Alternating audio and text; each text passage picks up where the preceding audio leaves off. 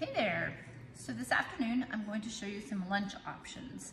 So they're all gonna be wraps. I've got myself some gluten-free spinach tortillas. Like these, you can use regular tortillas if you like. I just happen to like the gluten-free because I think that our bodies can process that a little bit easier. That doesn't mean that you have to do that, but this is just what I do. I also went to the farmer's market and got these wonderful beets, which I peeled the outside, and now I'm gonna just slice them in little thin pieces because they're gonna go raw into a wrap. And if you have them too thick, it tends to lose its good bite. And that should be enough. I'll set that aside. One thing about beets is it does leave your fingers stained, and if you eat too much of them, you'll look like you're bleeding every time you go to the bathroom. To that, I also have some classic hummus. You can certainly make your own, and I will do a video on how to make it. I guess I should have introduced myself. My name is Chris, and I'm a Beachbody coach. I am also a chef, and I have a real passion for food, obviously, but for Tubi Mindset foods, because that is how I was able to lose a significant amount of weight. I've lost over 50 pounds over the last couple years, and I've kept it off by eating clean and eating veggies most and an adequate amount of protein. So, having said that, that's what we're doing here. So I'm gonna take about a tablespoon of our hummus, and what you'll notice about Tubi Mindset is there's no quantification. So you are able to listen to your body. You eat your veggies and your protein, you drink your water, and then you track it. And as you start to track, you'll start to notice a trend. What makes your body fat go up? What makes your weight go down? And then you can adjust as necessary. So I've spread my tortilla, and you'll notice I have it on plastic wrap. Just makes life easier. I spread my tortilla with the hummus, and now I'm gonna take some really fresh, yummy arugula, because I love arugula. And then I'm gonna spread my little fresh beets. Notice they're raw. Put my raw beets, because I love to eat the rainbow. It's really pretty. Good, good, good. Then I drained some tuna, and I'm gonna get a spoon. I was not prepared. I drained some tuna, and eating it in this way means that you don't have to add any mayo to it, because, you know, mayo just adds a little bit extra fat. I do like it, and you can certainly use it if you like, but I happen to live this way better. And to that, I'm gonna dry up my hands here a little bit.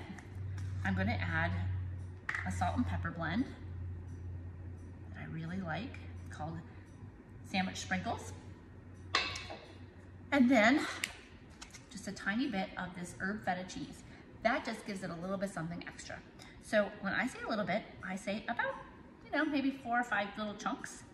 We're just gonna sprinkle that over there. And the great thing about these is you can make them ahead of time and pack them in the refrigerator. They don't get awful soggy. They last a couple of days, so I make them up ahead of time, and then everybody in my family just grabs them as they go, and it keeps you from eating crazy stuff. So being prepared absolutely helps. Now this is where the plastic wrap comes in. So you can go ahead and fold just like you would for like a burrito. I don't typically fold up the ends because that's usually not a problem. If you lose some, just tuck it back in, and then you're gonna take your plastic wrap, bring it up and bring it in tight, and just roll it up, tuck in your ends, and you can make these up ahead of time and stack them in your refrigerator, and you'll know, you can take a little tag and mark what the date is, what's in it, so you can vary it up. Because sometimes I do it with, I have some Alouette cheese. This one is Parmesan basil. It's super good to do the same thing. You can do it with all veggies, you can do it with veggies and protein, you do it with just protein, but you know, our idea is to get as much vegetables as possible. So we'll make one of these.